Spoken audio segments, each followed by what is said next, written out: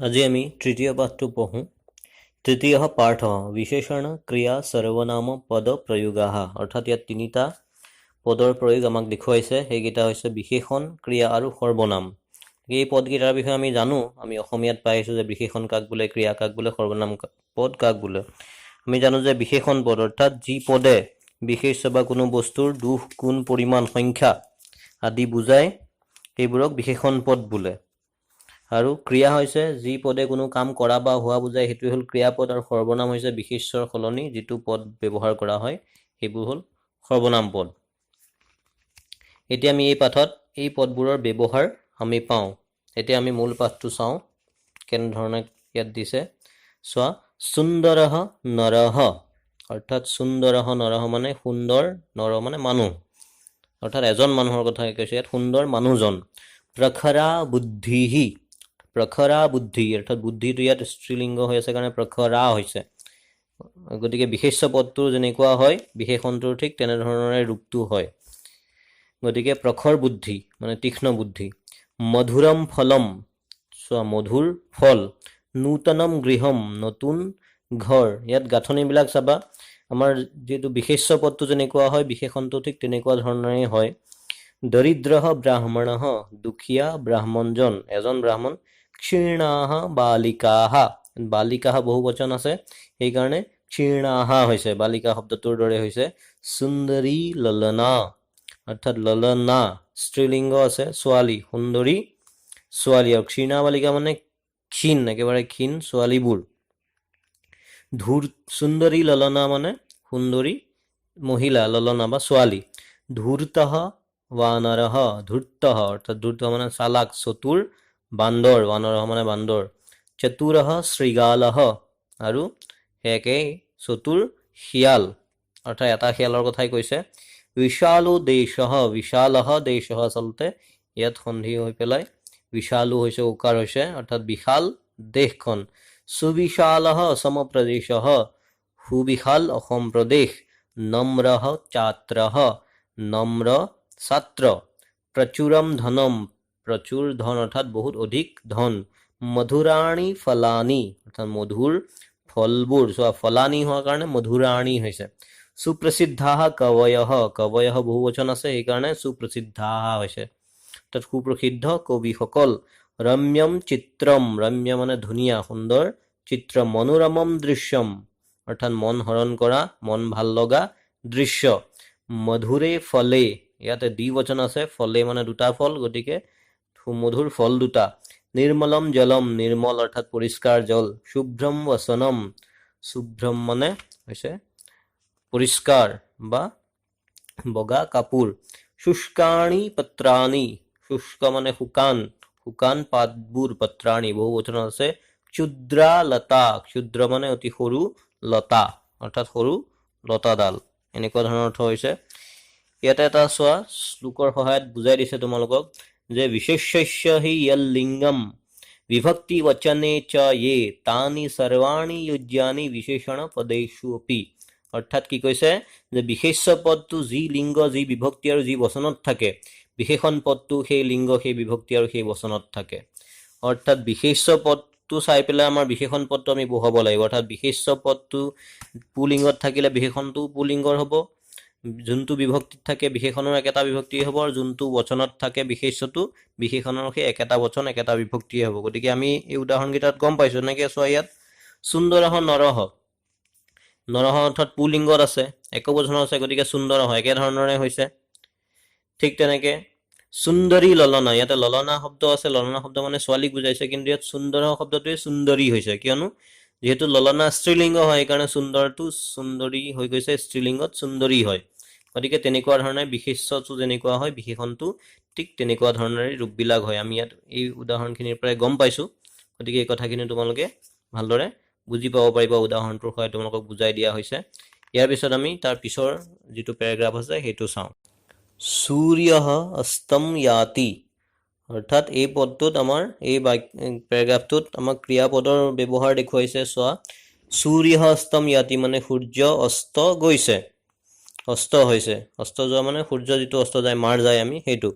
অহম বিদ্যালয়ম গচ্ছামি মই বিদ্যালয়লৈ যাওঁ ক্ৰিয়াপদৰ ব্যৱহাৰ দেখুৱাইছে ইয়াত গচ্ছামি হৈ আছে আকাৰডাল নুঠিলে গতিকে গচ্ছামি হ'ব আকাৰডাল হ'ব মুখেন অন্নম খাদতি মুখেন তৃতীয়া বিভক্তি আছে মুখৰ দ্বাৰা অন্ন খাইছে বা খোৱা হয় আহাৰ গ্ৰহণ কৰা হয় বালকঃ চন্দ্ৰম পশ্যতি বালকঃ অৰ্থাৎ ল'ৰাজনে চন্দ্ৰ দেখা পাইছে পশ্যতি মানে দেখা পোৱা দৃশ ধাতুৰ ৰূপটো পশ্য হয় পশ্যতি ছাত্ৰঃ পাঠম পঠতি ছাত্ৰ অৰ্থাৎ ছাত্ৰজনে পাঠ পঢ়িছে ব্ৰাহ্মণায় ধনম দেহি ব্ৰাহ্মণায় চতুৰ্থী বিভক্তি ব্ৰাহ্মণজনক ধন দিয়া বৃক্ষাৎ পত্ৰম পততি গছৰ পৰা পাত পৰিছে ব্যাঘ্ৰাত বিভেতি পান্থঃ অৰ্থাৎ ব্যাঘ্ৰাত মানে বাঘৰ পৰা পঞ্চমী বিভক্তি বিভেতি মানে ভয় পোৱা পান্থঃ মানে পথিক যি বাটৰুৱা অৰ্থাৎ বাটৰুৱাজনে বাঘৰ পৰা ভয় পাইছে ভয় খাইছে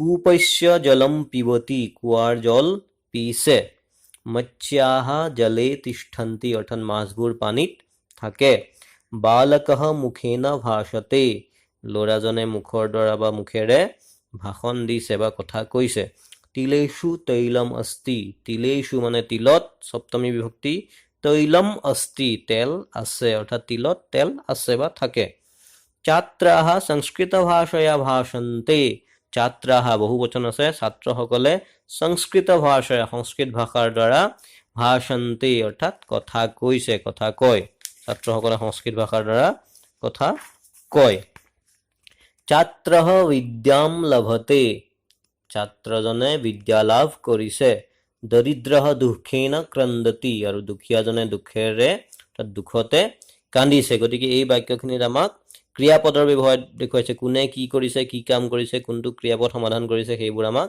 দেখুৱাইছে এতিয়া তৃতীয় পেৰাগ্ৰাফটো চোৱা ইয়াত সৰ্বনাম পদৰ প্ৰয়োগ দেখুওৱা হৈছে অৰ্থাৎ বিশেষ্য পদৰ সলনি যি পদ ব্যৱহাৰ কৰোঁ সেয়া হৈছে সৰ্বনাম সহ ছাত্ৰঃ পঠতি ইয়াতে সহ এইটো হ'ল সৰ্বনাম পদ ইয়াত কাৰো নাম লোৱা নাই গতিকে সহ মানে সেই ইয়াতে একবচন আছে সেই ছাত্ৰজনে পঢ়িছে যেহেতু ছাত্ৰজন একবচনত আছে গতিকে এইকাৰণে সহটো একবচনতেই হৈছে তৎশব্দৰ গতিকে সেই ছাত্ৰজনে পঢ়িছে তৌ ছাত্ৰৌ পঠতঃ তৌ সহ তৌ অৰ্থাৎ তৌ মানে দুজন ছাত্ৰৌ মানে ছাত্ৰ দুজন সেই ছাত্ৰ দুজনে পঢ়িছে তে ছাত্ৰাহ পঠন্তি তেটো হ'ল বহুবচনত তৎশব্দৰ প্ৰথমা বহুবচনত তে হয় অৰ্থাৎ সহ তৌ তে ছাত্ৰাহ পঠন্তি মানে সেই ছাত্ৰসকলে পঢ়িছে গতিকে ইয়াত গোটেইকেইটা শব্দ চোৱা একবচন দ্বিবচন আৰু বহুবচন আছে পুলিংগৰ সহ তৌ তে ছাত্ৰঃ ছাত্ৰৌ ছাত্ৰাহ পঠতি পঠতঃ পঠন্তি গোটেইকেইটা বেলেগ বেলেগ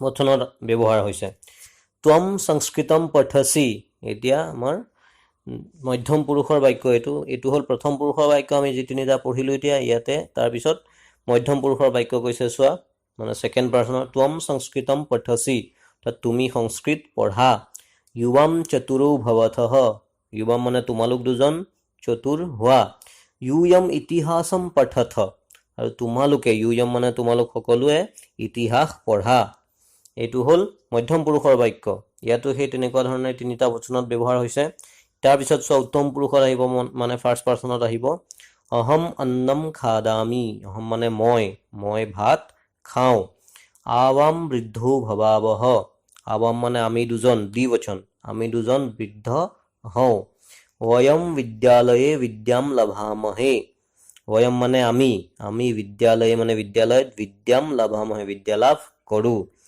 এতিয়া স্ত্ৰীলিংগত আছে প্ৰথম পুৰুষত সা গীতম গায়তি সা মানে তাই ছোৱালীক বুজাইছে তাই গীত গায় বা গাইছে তে গ্ৰামম গচ্ছতঃ ইয়াত স্ত্ৰীলিংগৰ ক্ষেত্ৰত তেওঁলোক দুজনী গাঁৱলৈ গৈছে ইয়াতে চোৱা তেটো পুলিংগটো হয় স্ত্ৰীলিংগটো হয় পুলিংগত বহুবচন হয় প্ৰথমা আৰু কিন্তু স্ত্ৰীলিংগত প্ৰথমা দ্বিবচনত হৈছে এইটো কথা মন ৰাখিবা কিন্তু অৰ্থাৎ তেওঁলোক দুজনীয়ে গাঁৱলৈ গৈছে তাহা উদ্যানে ভ্ৰমন্তি ইয়াতে তাহা মানে ছোৱালীৰ কথা কৈছে সাতে তাহা অৰ্থাৎ ছোৱালী কেইজনীয়ে উদ্যানত ভ্ৰমণ কৰিছে এতিয়া চোৱা নপুংসক লিংগৰ ব্যৱহাৰ দেখুৱাব তৎ পুস্তকম অতীব মনোৰমম সেই কিতাপখন অতি মনোৰম তে পুস্তকে অতীব মনোৰমে ইয়াতো তেটো আকৌ নপুংসক লিংগৰ দ্বিবচনত তে হয় সেই কিতাপ দুখন বৰ মনোৰম तानि पुस्तकानि अतीव मनोरमाणि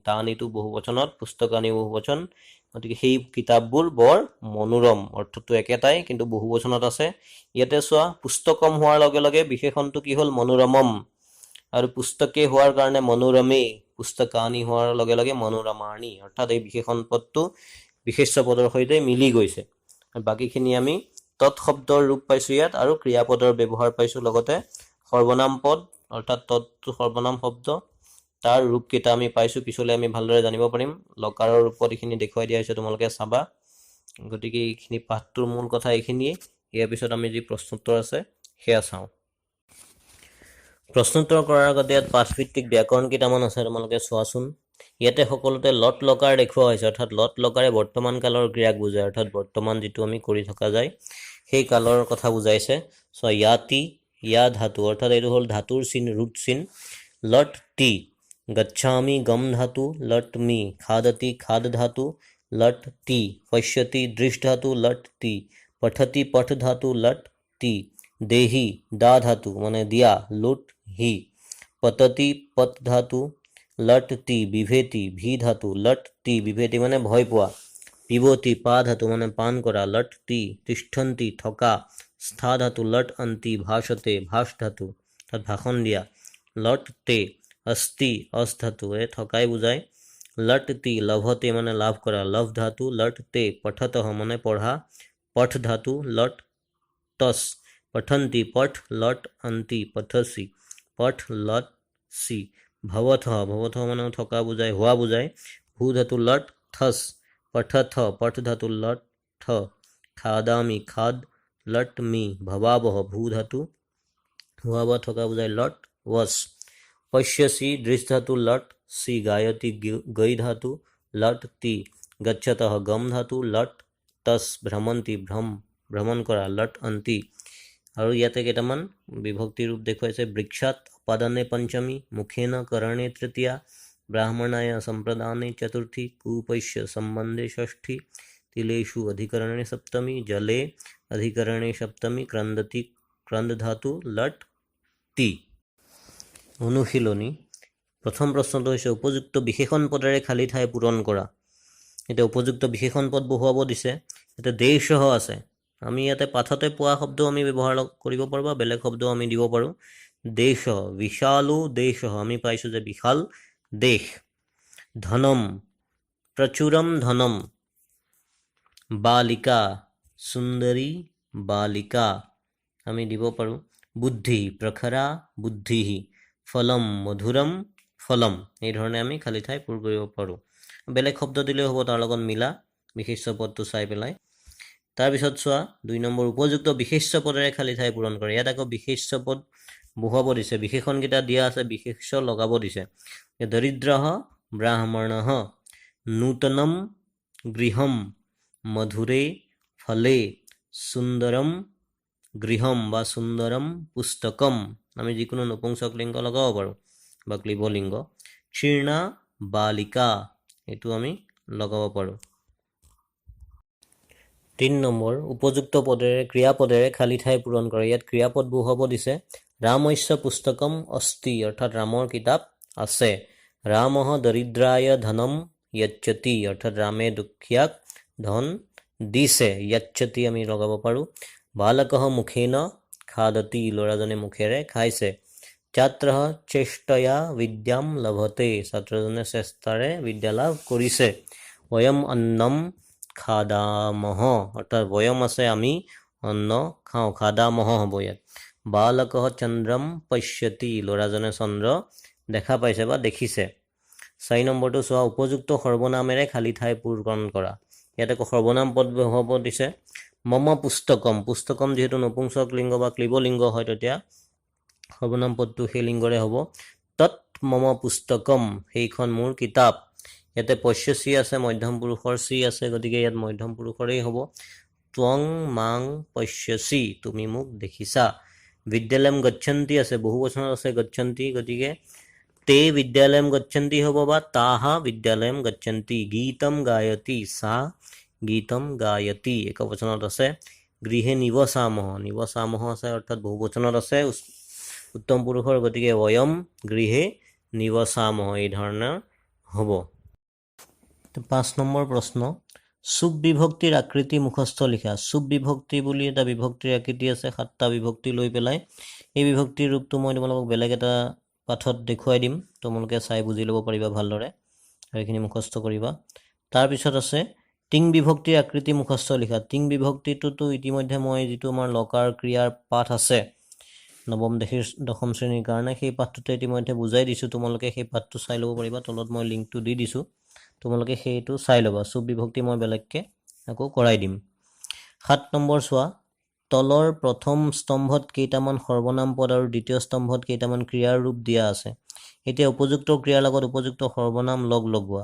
প্ৰথম স্তম্ভত সৰ্বনাম পদ আছে, দ্বিতীয় স্তম্ভত ক্ৰিয়াৰ ৰূপ আছে, এইটা আমি মিলাব লাগে। এতিয়া অহম আছে, অহম থাকিলে আমি জানো যে লটলকাৰত মি হয়, কিন্তু ইয়াত মি থকা নাই। ইয়াতে এটা আছে বৰ্তে, অৰ্থাৎ আত্মনেপদত আছে, এই হয় আত্মনেপদত, গতিকে অহম বৰ্তে অৰ্থাৎ মই আছো থকা বুজায়।